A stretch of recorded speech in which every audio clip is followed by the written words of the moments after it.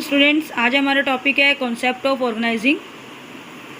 To concept होते हैं prevalent about the organisation. In other words there are the two meaning of the organisation. एक होता है organisation as a process, एक होता है बाबू structure of relationship.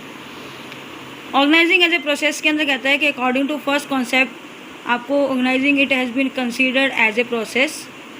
In other words organising is not a function है, can be perform single stroke. इसके अंदर क्या क्या चलती है, आपकी चेन होती है अलग अलग फंक्शंस की। It include getting the information about objective, deciding various activities and grouping them, determine important activities, allowing authority and the responsibility. Organising is related to the कहता है कि ह्यूमन बींग्स से होती है। ह्यूमन कंडक्ट क्या करता है, deeply affected by the condition of work, बहुत गहराई से अध्ययन करता है, कंडीशन ऑफ वर्क को देखते हैं। देयर कॉम्पिटेंसीज, कितनी उसके अंदर काम करने की योग्यता है, कितनी कैपेबिलिटी है। Change in the internal external environment, कैसे अपने आप को इंटरनल एक्सटर्नल एनवायरनमेंट के अकॉर्डिंग चेंज कर सकता है ऑफ द ऑर्गेनाइजेशन। कहता है कि प्रोसेस के अंदर आप इसके अंदर डिस्क्राइब करेंगे कि change according to these things, क्या चेंजिंग आती है ऑर्गेनाइजिंग प्रोसेस के अंदर। आप डिस्क्राइब करेंगे ये कि एक डायनेमिक एलिमेंट है। डायनेमिक का मतलब बच्चे होते हैं गतिशील। डिटेल इन्फॉर्मेशन इसके आगे बारे में बताएंगे बेटा जी, मोस्ट इंपॉर्टेंट है organising as a process. Next आता है organising a structure. According to this concept कहता है कि ऑर्गेनाइजिंग एक ट्रेटेड है, स्ट्रक्चर है रिलेशनशिप का, जिसके अंदर अलग अलग तरह की पोस्ट से रिलेटेड होता है। ये म्यूचुअल रिलेशनशिप बनाया जाता है कर्मचारियों के बीच में, अलग अलग पोस्ट पर वो काम करते हैं, अलग अलग व्यक्तियों को क्या दी जाती है, अथॉरिटीज़ दी जाती है, रिस्पॉन्सिबिलिटी बताई जाती है, उनकी डिफाइन की जाती है क्या क्या रिस्पॉन्सिबिलिटी है। उसके बाद कहता है कि रिलेशनशिप के अंदर आप क्या करते हैं, lay down to the who is the superior and the subordinate, उसको बता दिया जाता है कि कौन सुपीरियर होगा कौन सबॉर्डिनेट होगा। वेरियस पोस्ट पर अलग अलग डिपार्टमेंट के ऑर्गेनाइजेशन के अंदर मोस्टली क्या होते हैं, परमानेंट होते हैं। देयरफॉर ऑर्गेनाइजेशन कहते हैं एक स्ट्रक्चर है, रिलेशनशिप है, जिसे कॉल्ड क्या किया जाता है, static element. As a structure of relationship organising के अंदर टू टाइप्स के आता है। एक आता है बच्चे फर्स्टली फॉर्मल ऑर्गेनाइजेशन, सेकेंडली आता है इनफॉर्मल ऑर्गेनाइजेशन। फिर आता है comparison between the both the concept. So far as the similarity between the concept of concern business organisation look upon group, different parts होते हैं दोनों कॉन्सेप्ट्स के। दोनों ही पार्ट्स क्या है बेटा ये टेंजिबल है, like human, material, machine and the money. Intangible like में आप क्या लेकर चलते हैं, authority and responsibility and the objective. दोनों कंसेप्ट क्या बताते हैं, establishment of the relationship between the two parts. इसके विपरीत क्या कहता है, इसके अंदर सर्टेन डिफरेंसेस क्या आते हैं दोनों कॉन्सेप्ट अंदर। अकॉर्डिंग टू कहता है कि ऑर्गेनाइजिंग प्रोसेस के अंदर, ऑर्गेनाइजिंग के अंदर फाइनेंशियल को लिया जाता है, जो लगातार क्या करता है थ्रू आउट तक एग्जिस्ट करता है एंटरप्राइज को। Change in take place in man को क्या किया जाता है, सेंट्रल पॉइंट लिया जाता है, जिसके अंदर सेंट्रल पॉइंट के अंदर according to the concept of organising as a structure of the relationship establish in the organisation, authority and the responsibility of each point of the each post are determined. This concept more attention is paid to the posts which are stable and than to the men.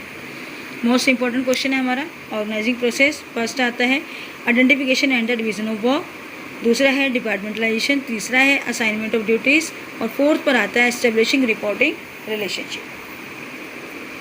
First of all कहते हैं identification division of work के अंदर first concept कहता है organising के अंदर आप identify करते हैं डिवीजन ऑफ वर्क को, टोटल वर्क को आप डिवाइड करते हैं अलग अलग एक्टिविटीज़ के अंदर। फॉर एग्जांपल मान लीजिए आप मोबाइल मैन्युफैक्चरिंग कंपनी के अंदर आप परचेज़ करते हैं रॉ मटेरियल को, purchase of manufacturing part, production है, गुड्स का स्टॉक रखना, रिसर्च करना, ऐड करना, सेल्स करना, फाइनेंशियल अरेंजमेंट करना, अकाउंट्स को मेंटेन करना, कॉरेस्पॉन्डेंस और अरेंजमेंट ऑफ द एम्प्लॉय, ये सब किस में आता है, डिवीज़न ऑफ वर्क के अंदर।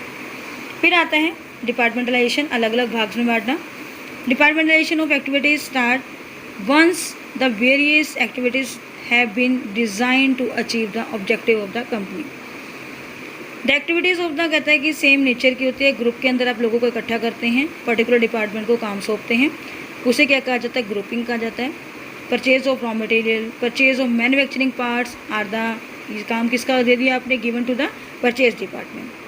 Production stock the goods, research activities are given to the, किसको दिया आपने, प्रोडक्शन डिपार्टमेंट को। सिमिलरली एडवर्टाइजमेंट है, sales can be given to the marketing department.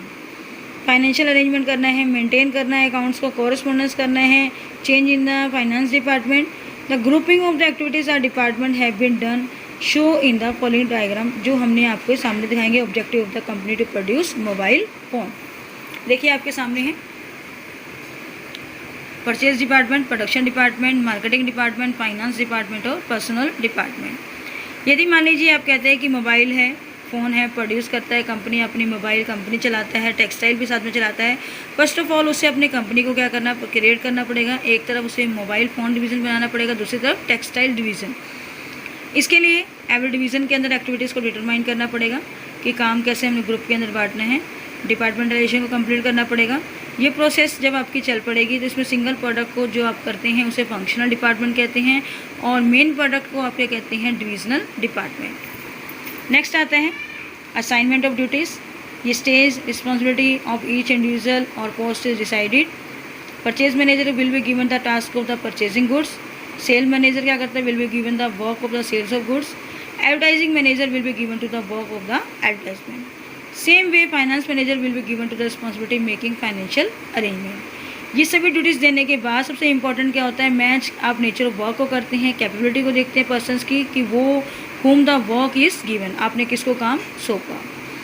Establishing reporting relation, when two or more than persons, two persons for the which attainment of the common goal, their interrelationship must be defined very clearly. Everybody should be know who is superior and the subordinate. For example, purchase manager क्या करते हैं, सारे employees के ऊपर superior होते हैं purchase department के अंदर, जो ऑर्डर रिसीव करते हैं him and responsible to him, और उनको क्या ठहराता है इसका जिम्मेदार।